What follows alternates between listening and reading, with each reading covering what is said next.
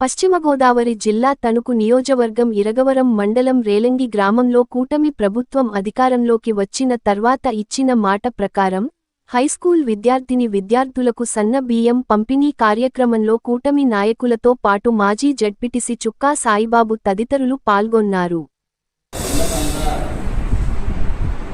మరి సిబ్బంది వారితో మరి ముఖ్యంగా కూటమి నాయకులందరూ కలిసి ఈ రోజున కూటమి ప్రభుత్వం విజయంగా భావించుకుని గత ప్రభుత్వం సన్నబియ్యం ఇస్తానని రకరకమైనటువంటి వాగ్దానాలు ఇచ్చి గత ప్రభుత్వం విఫలమైనటువంటి పరిస్థితి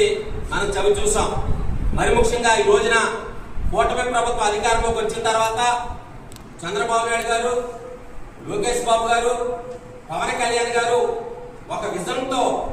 విద్యార్థులకి ఒక ప్రత్యేకమైనటువంటి ఒక దృఢ సంకల్పంతో ప్రత్యేకమైనటువంటి కార్యక్రమం చేయాలనేటువంటి సంకల్పంతో ఈ రోజున సన్న బియ్యాన్ని ఏర్పాటు చేసి ఆహార విషయంలో నాణ్యమైనటువంటి ఆహారాన్ని అందించాలనేటువంటి ఒక సంకల్పం కట్టుకున్నటువంటి ఏకైక ప్రభుత్వం కూటమి ప్రభుత్వం. మరి ముఖ్యంగా ఈ రోజున ఇచ్చిన హామీల్లో ఏది కూడా విడిచిపెట్టకుండా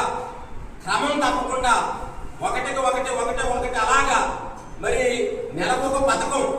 మరి ఇచ్చినటువంటి సూపర్ 6 లో భాగంగా ప్రతి పథకాన్ని అమలు చేస్తున్నటువంటి ఏకైక ప్రభుత్వం కూటమి ప్రభుత్వం. అది చంద్రబాబు నాయుడు గారికి, లోకేష్ బాబు గారికి, పవన్ కళ్యాణ్ గారికి తప్పుతుందని ఈ సభాముఖంగా తెలియపరుచుకుంటున్నాం.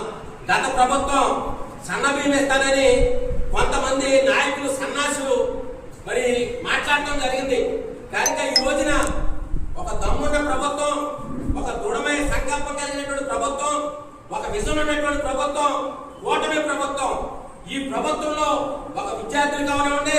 ప్రజలు కావనివ్వండి, అలాగే ప్రజల యొక్క సంక్షేమం అవనివ్వండి, అభివృద్ధి అవనివ్వండి, అలాగే ప్రతి విషయంలో కూడా తనకంటూ ఒక సత్తాన్ని చాటుకున్నటువంటి ఏకైక ప్రభుత్వంగా ఈ కూటమి ప్రభుత్వం పనిచేస్తుందని ఈ సభాముఖంగా తెలియపరుచుకుంటూ మరి ముఖ్యంగా ఈ రోజున ఈ కార్యక్రమానికి అంటే పిల్లలకి నాణ్యమైనటువంటి విద్యతో పాటు కూడా ఆహారాన్ని మరి ఏర్పాటు చేయాలనేటువంటి సంకల్పంతో ఈ రోజున మరి ప్రభుత్వం కంకణం పట్టుకుంది కనుక సన్న బియ్యాన్ని మరి విద్యార్థులకి వండి పెట్టి అలాగే వారికి చక్కటి ఆహారాన్ని అందించాలని ప్రభుత్వం కంకణం పట్టుకుంది కనుక ఈ కార్యక్రమాన్ని ఇంత విజయవంతం చేస్తున్నటువంటి స్కూల్ హెచ్ఎం